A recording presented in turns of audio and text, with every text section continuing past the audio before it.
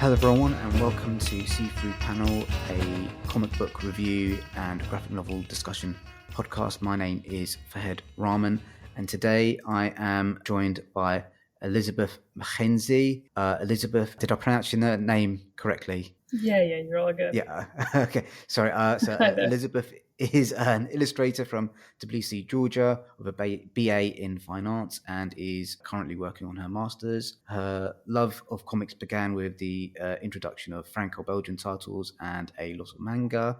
She shifted to Fine Arts in school, where she learned the fundamentals of art and its many philosophies. She was reintroduced to comics by a friend in her third year of her bachelor's at Tbilisi State Academy of Art. They made one of the first indie comics in the country and are continuing to build a love of the medium with a small group of talented creatives. She's hoping that to continue working in this field and trying to help bring stories to life on the page and hopefully one day build some of her own. How are you doing, Elisabeth? I'm great. Thank you. Honored to be here. The book that we are talking about today is Talli, Daughter of the Moon by Sourya, and I'll just read out the blurb for that. Hidden within the walls of a secluded castle, Lord Borin raises his adopted daughter Talli. In secret, and for good reason, Talli is a descendant of the Summoners, magical women hunted by those who fear their mysterious powers. Violently torn from her home, Talli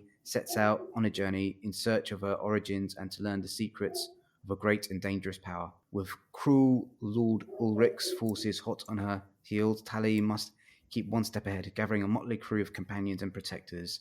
That includes the noble, some might say too noble, knight Sir Alan, the lethargic but ferocious swordsman Lilo. The ruthless captain Nina pursues them doggedly because she is aware of the secret of Talli's blood, the secret of the Summoners. So Talli, Daughter of the Moon, is the first volume in an epic adventure by French Laotian cartoonist Sourya, and the blurb also says that it evokes the best of manga and bandes dessinées in one sweeping narrative. So when I contacted you, I gave you a few options of books that we could discuss. What drew you to this particular title? Well, the art. I gotta say. Yeah, the art just spoke to my soul. To tell the truth, it was, oh my god. Even now, I kind of go back to it. Yeah, absolutely breathtaking panels. Yeah, had you? Because I'd not heard of this book before or this artist. Had you come across Sourya's work previously, or was it a new thing to you as well? No, unfortunately. Yeah, it's completely new to me. Unfortunately, I haven't seen his work before, and what's a shame. And I should also mention that this is a French comic. The lettering and translation was done by a friend of the podcast, François Vigneault.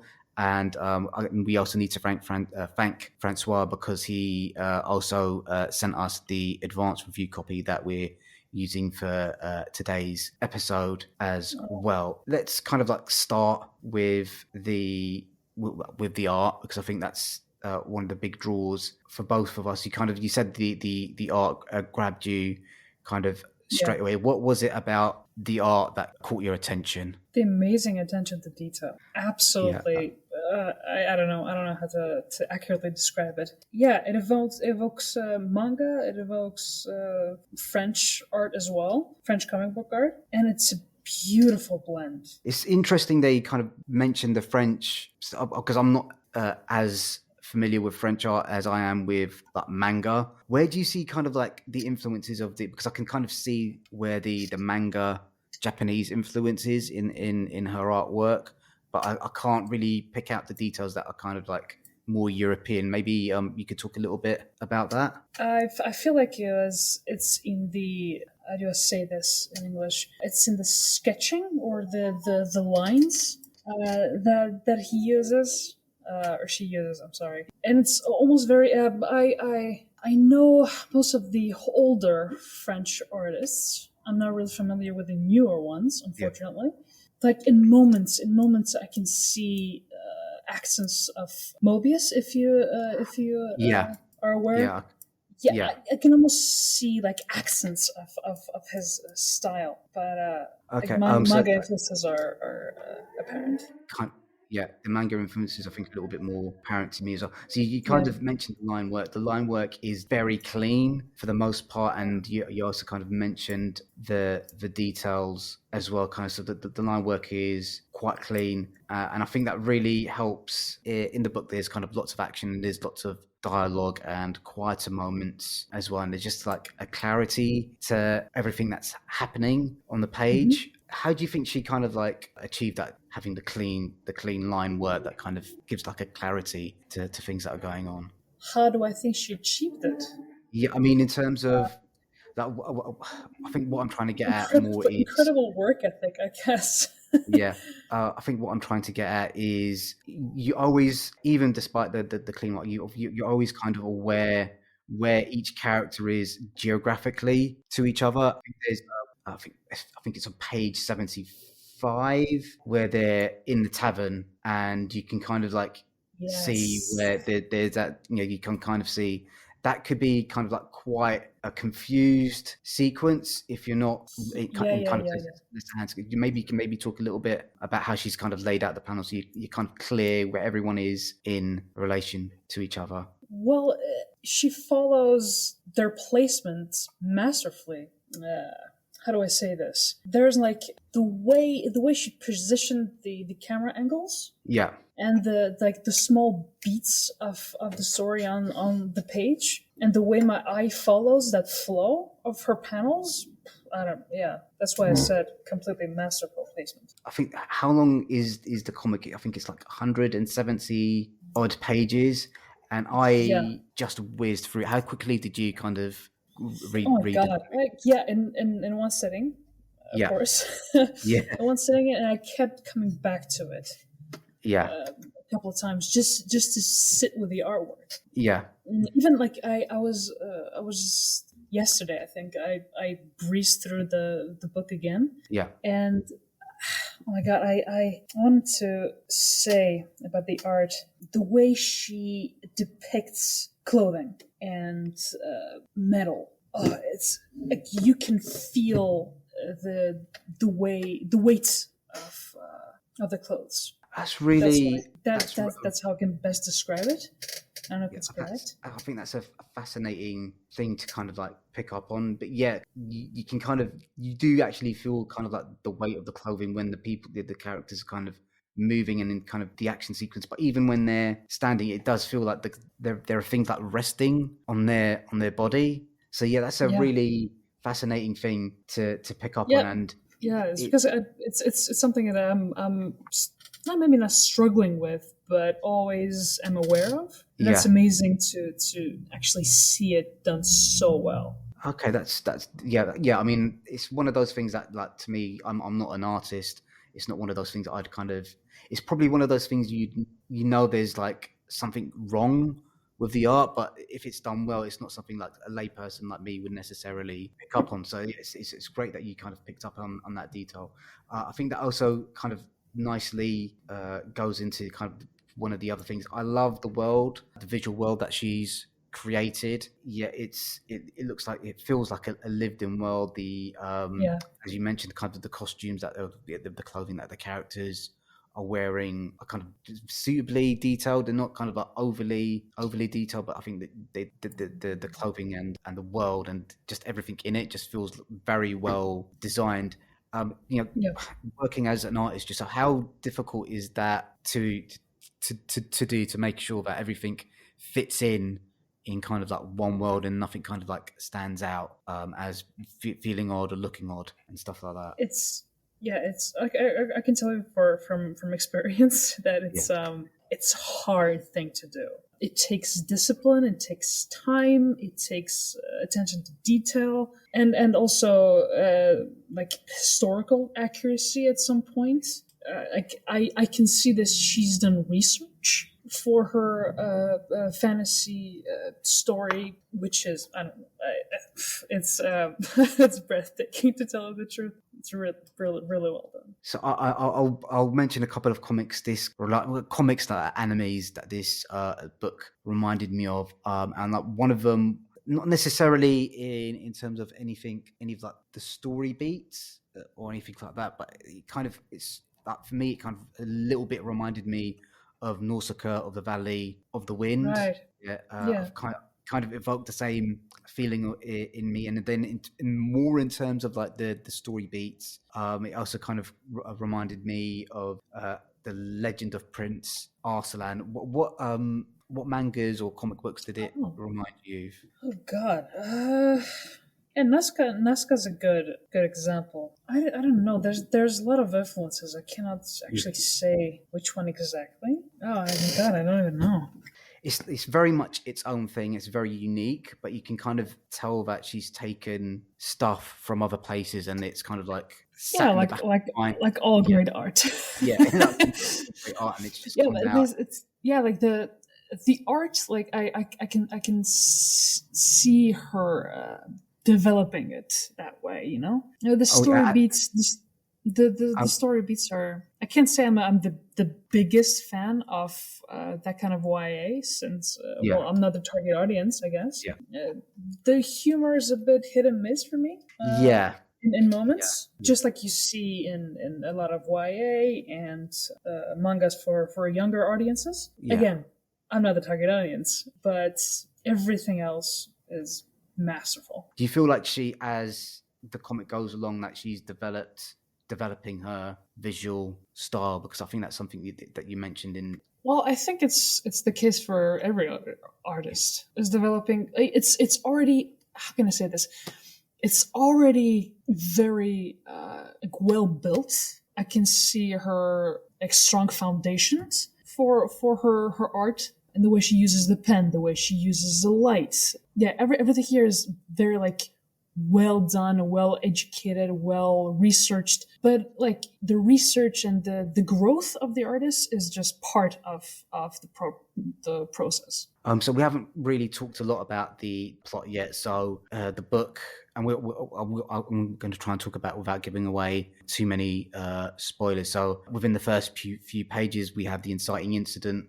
Talli, who's this young lady that's kind of lived a very sheltered life, is forced to flee the burning castle that she's called home, only accompanied by a knight called Sir Alan, and they quickly run into the two other characters that kind of join their motley crew, Lilo and Pavel. I really loved the dynamic between Lilo and Pavel. How did you feel about that relationship that those two kind of had? Not necessarily maybe like a father son, but a younger brother, older brother relationship. Yeah, there was that kind of a feeling. I wanted more to be truthful. I wanted more Yeah, of their interactions. It's wholesome. I can feel their history between them, yeah. which is a bit hard to, well, in other comics it's a bit hard to read that specific intention.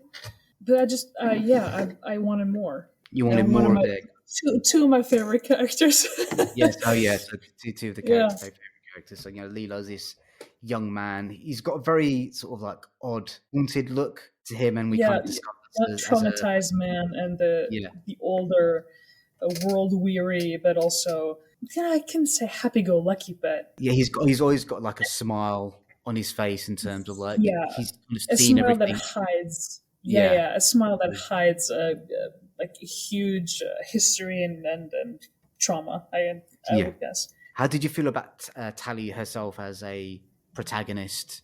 How did you feel that was it this, because I think I had kind of split feelings about her a little bit. I mean, I think I felt that she was a compelling enough character, but I think there was a little bit of a few cliche things that kind of Yeah. didn't sit that well with me. How did you find her? Oh my god. I guess I don't want to be harsh. Yeah, I don't want to be harsh. I wanted a bit more, let's say, from her.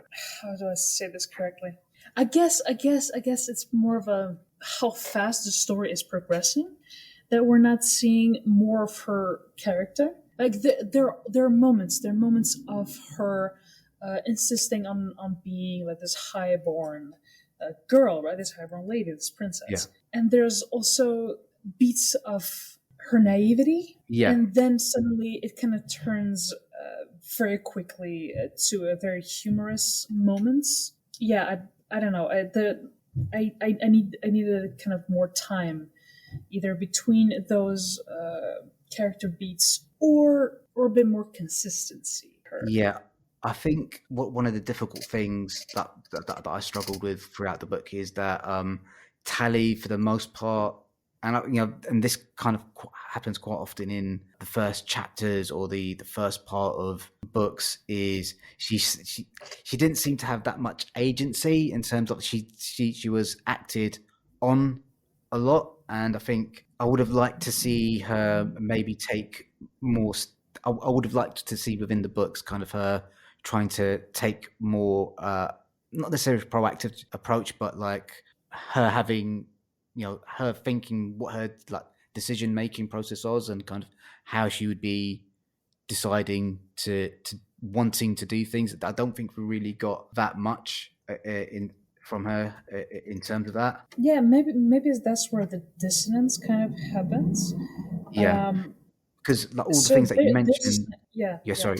So all the No, things that no, you please. mentioned, yes, yeah, all the things that you mentioned, you could kind of have those, a character that's light one minute and then heavy the other, but you need to have like a through line where we can kind of understand what their thought process is. Kind of, there's a moment later on in the book where they show mercy, but that's not really highlighted like her earlier on. There's, we've got no reason to believe why she would be inclined to show mercy to this person, Mhm. and that's kind of that kind of inconsistency is something that I kind of struggled a little bit with as well. Yeah, there's also a very.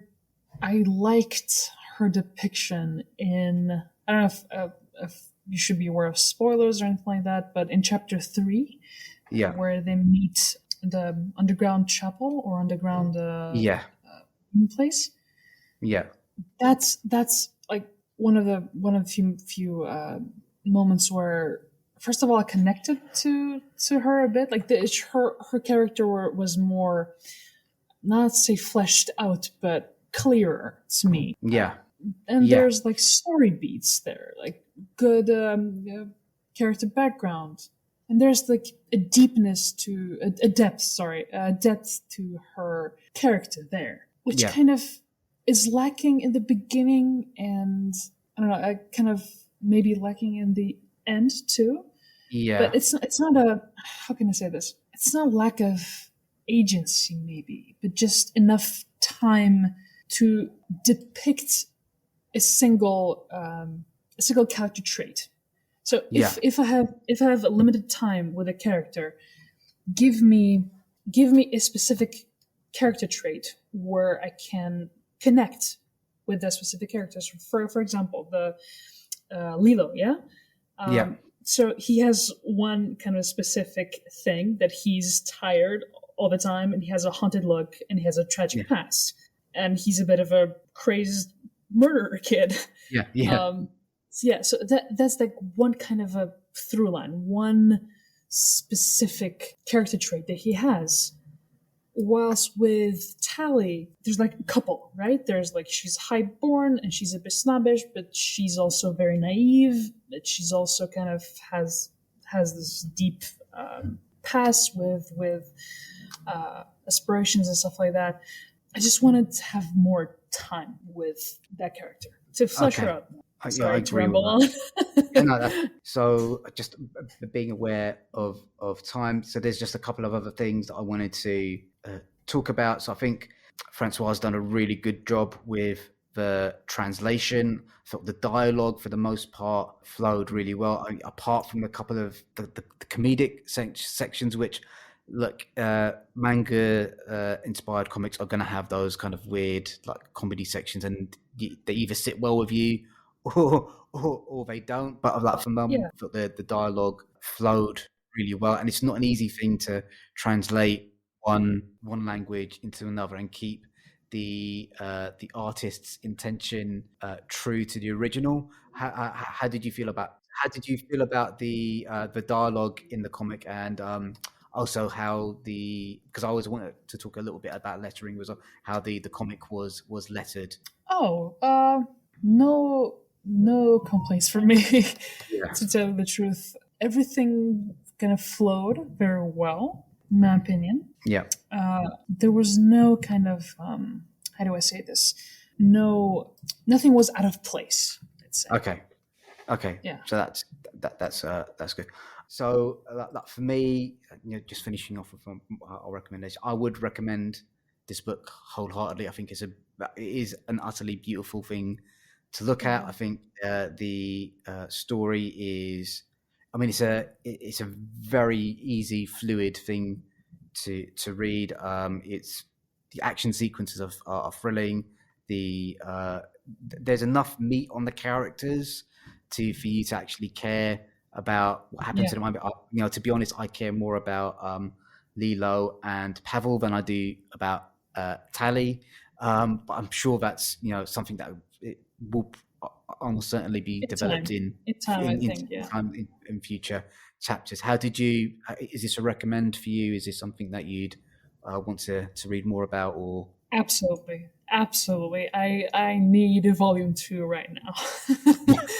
Yeah. Just to experience the art a bit more. That's great. So that's a firm recommendation from both of us. So let's talk a little bit about you. So I think a nice way to kind of start the discussion off is at the end of Talli, Daughter of the Moon. Sourya talks a little bit.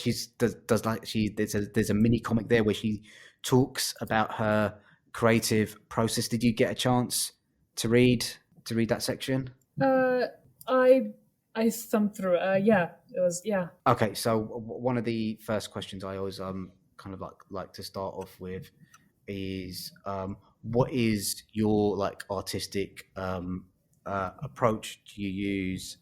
Do you work with kind of analog tools, or kind of like pen, paper, or I know I've watched a few of you kind of YouTube videos. I know you do use a lot of digital tools as well. So kind of what's your kind of artistic approach? What tools do you use? And right, so everything depends on the script. Yeah. That's all I'll say. If the script has sections that are way too complicated, or I don't see the flow immediately, then I use pen and paper, which is a grounding thing for me. Yeah. I usually go full digital at this Okay. point.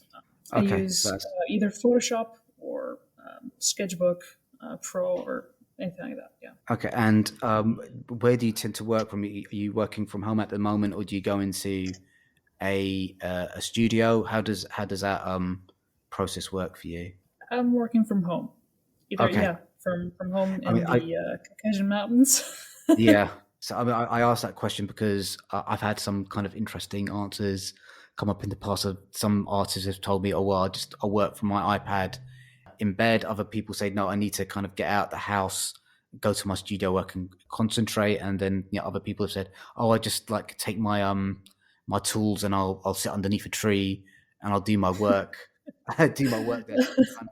Unfortunately, I'm very I'm a hermit.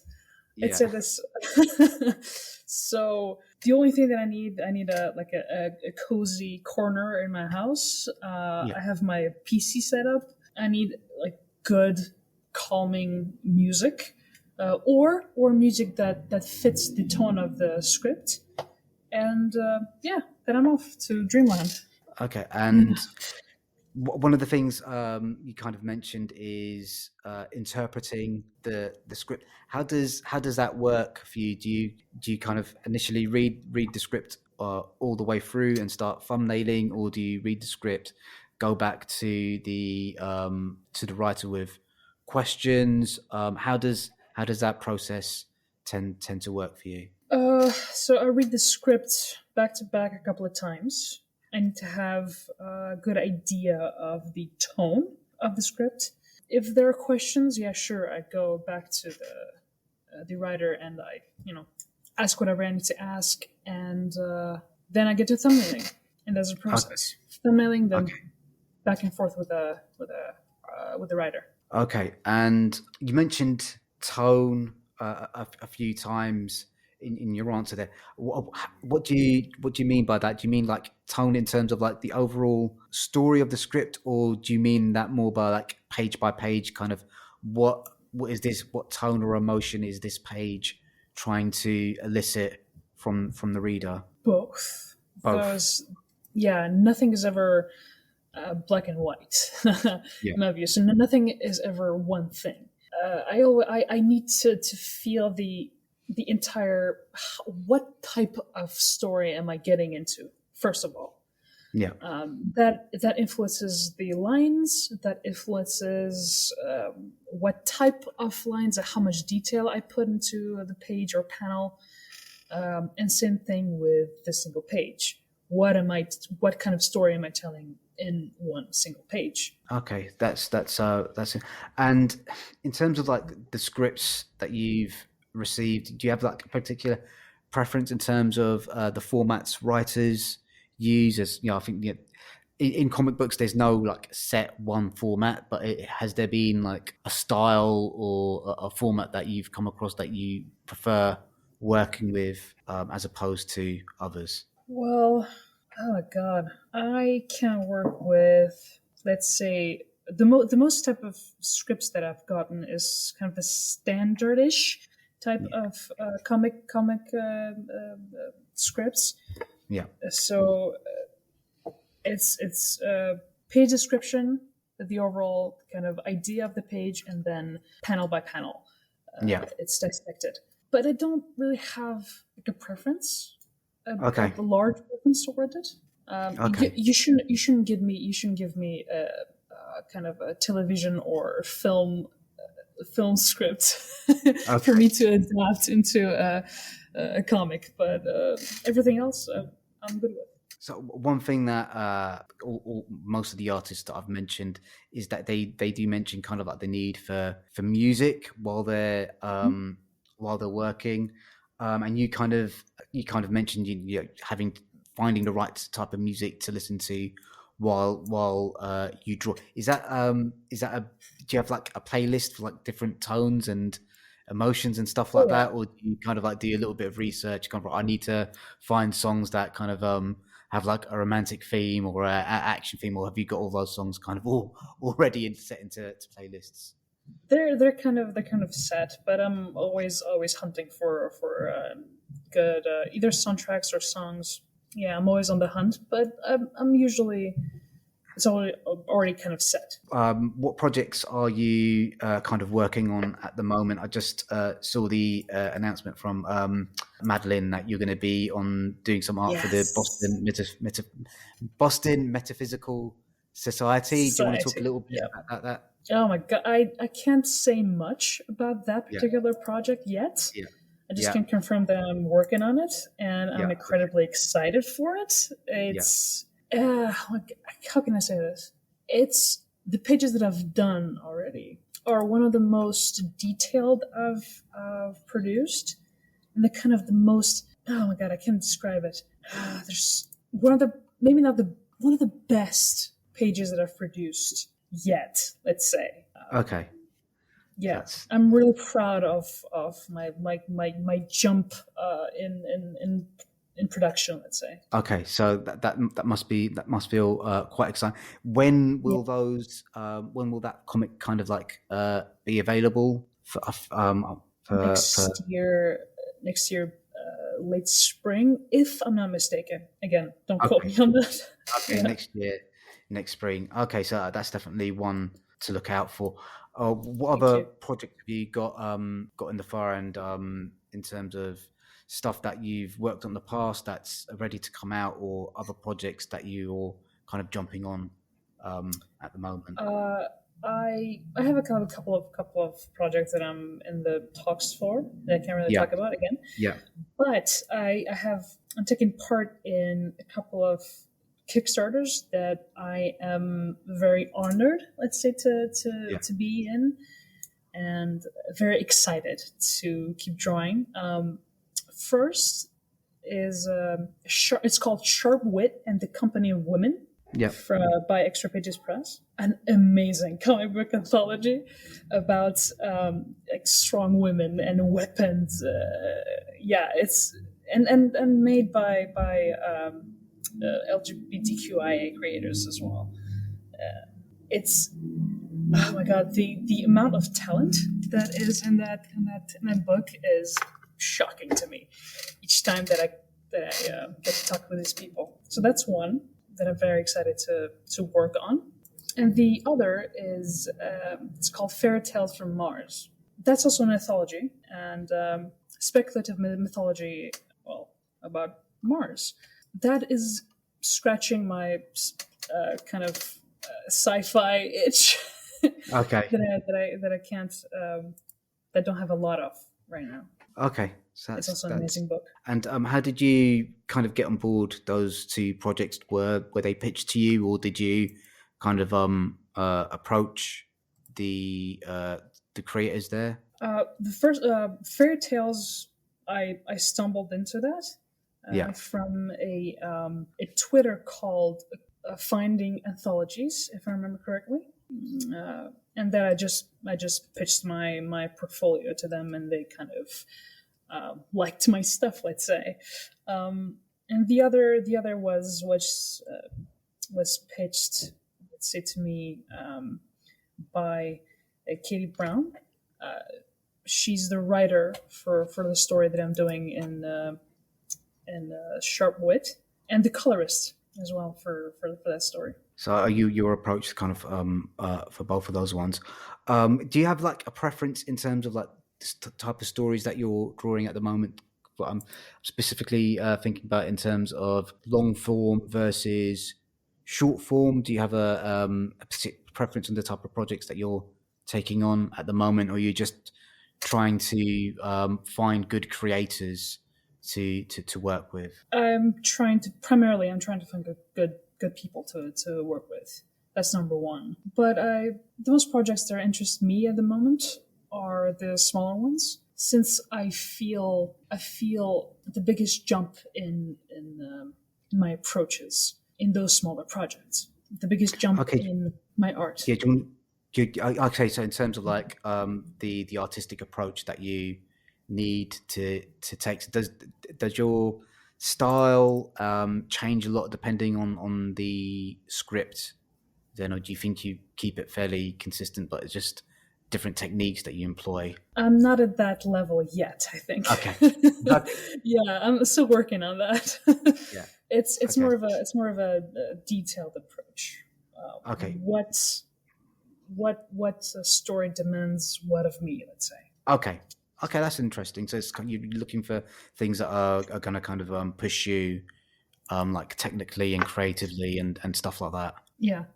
Okay. One question I didn't ask at the start, and I always usually ask this question is, why comics? Oh, why comics? That's why comics? It's $100 question right there, or $1 million question. Sorry. Why comics? I love the amount of storytelling I can squeeze into a page. That's yeah. And I can like make a couple of hundred graphic illustrations or oil paintings, but there's never that feeling of satisfaction when I do those, and I'm chasing that feeling in comics. Okay.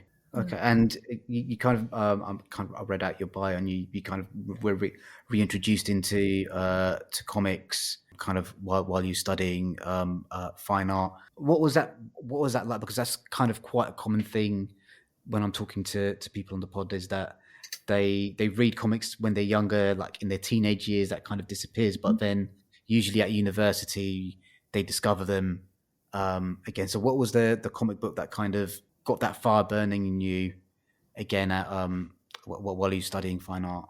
It wasn't a specific comic book. It was my friend. He had a story idea for a comic, and I gotta clarify. We don't have comics in Georgia. We have one small shop for the entire country, basically. So we don't have that medium here. Okay. And when he kind of came in and pitched me that idea, or you know what, let's do that. Let's do a comic. We sat down and we went through that process of writing, of planning out. Then it was my part. I had to draw that out. I had to learn the fundamentals right there. And it took us like a year and a half to finish it and to bring it to life. And that working process like lit a fire under me. Okay. Yeah. Okay, that's fascinating. It's interesting to hear that Georgia doesn't have like a comic book tradition. I've spoken to a few people from different countries, and even if like comic books aren't as widespread as they are in places like Japan or France, the United States, at least there is at least kind of like at least like a newspaper tradition of like Saturday funnies and stuff like that. Is there no kind of like Yeah. There was that tradition like before the 1990s, if I'm not mistaken. Yeah. But then it kind of fizzled out. Yeah, there's nothing like that anymore. There's no kind of independent comic book scene there either, or is that kind of something that's slowly building up? Slowly building up. Okay. Yeah. We're kind of working on it with younger people, with new students, with hopefuls. Yeah, we're working on it. Okay, and like, you know, what is kind of like the main impetus for that? Is it you think that comics are kind of the best way to tell stories that you want to tell, or is it just you love the art form and you think more people should, you know, in your country should be kind of like be made aware of like the power of the power of the format, basically? The latter, yeah. The latter, yeah. Okay. I can't say the comics are the best medium for experiencing any kind of story, because that's simply not true. But it's a worthy medium. It's an art form that should be looked at and respected, more or less. Yeah.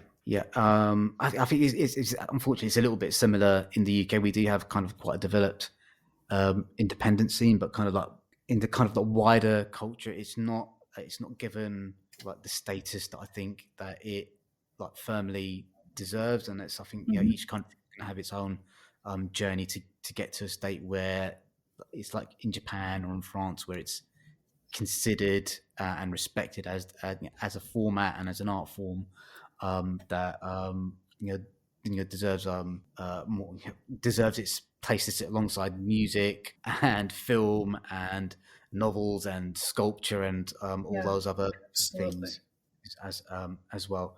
I've just got a couple more questions, and I'll let you go. So, what would success look like for you?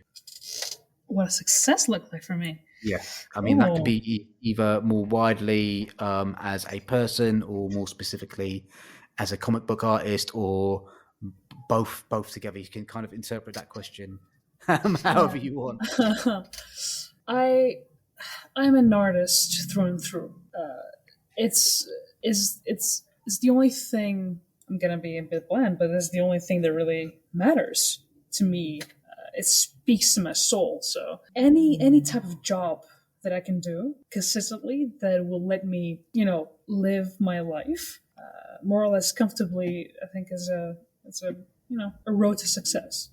Okay.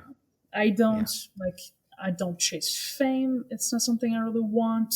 I'm not really interested in all that, let's say that unimportant stuff. I'm just chasing my just trying to scratch an itch, a creative itch. Okay. And then the last couple of questions that I've got is what are you reading at the moment in terms of like comic books? Have you got any recommendations that you feel that people should be checking out? What I was reading right now? God. I was reading Silver Coin from Image Comics. Matt Walsh, I think, is the artist, if I'm not mistaken. Yep. That's an amazing piece of art. I have to be honest. I was reading also Starhenge. Oh, and 20th Century Men. Have you heard of that? I've not heard of that. No. It's from Image Comics. And absolutely. I say this with like genuine admiration. Absolute magnificent pice of art. Okay. Same with storytelling and art. It's magnificent, and if you haven't read it, I wholeheartedly recommend it. Okay, so that's definitely something that I'll be looking to check out. So can you please tell our listeners where they can find you on the internet and stuff like that? I'm most active on Twitter, which is not much, but I'm still on there. A couple of just a bit. It's at ELIARTMKH, just Eliart MKH, and same username on Instagram, but I'm kind of not really using that a lot. Okay. There's one last question I kind of wanted to ask you. I was watching your YouTube videos, and a lot of the stuff on there was like steampunk and stuff based off of like Critical Role. Is that stuff that you really enjoy drawing? Is that kind of like those are the stories that you want to tell specifically, or is it just kind of that helps get your creative juices flowing? Why those kind of like two sorts of stories? So the steampunk one, it's a story that I kind of wrote that is supposed to be published next year, I believe. Again, I can't really talk about it a lot. Okay, yeah. Unfortunately, and the Critical Role stuff is pure fan art. I enjoy their storytelling, and that specifically helps the creative juices flowing, as you said. Yeah, fan art is incredibly important, even for people that make money from comics. Is what I'm finding. How many people actually just it's important to draw stuff because you just enjoy drawing stuff and kind of. Not just kind of like draw stuff when it's only like a paid gig. So I just want to thank you very much for taking the time out of your day to speak to me, gang. Thank you for inviting me. It was amazing. You're very welcome, gang. We've got a few more episodes coming up in this season. Please check out our YouTube channel. Cole is doing really good work there in terms of reviewing comics on there. Well, not really reviewing, but just kind of breaking down the artwork and showcasing comics that he's purchased recently. I'm going to be continuing doing work with the podcast. If you can support the pod by either leaving a rating review on whichever app you found us on, or clicking on the tip jar link in the episode description and throwing us a few coins. It helps keep the lights on, so thank you very much, Elisabeth. Let's say bye. Bye. Thank you for having me.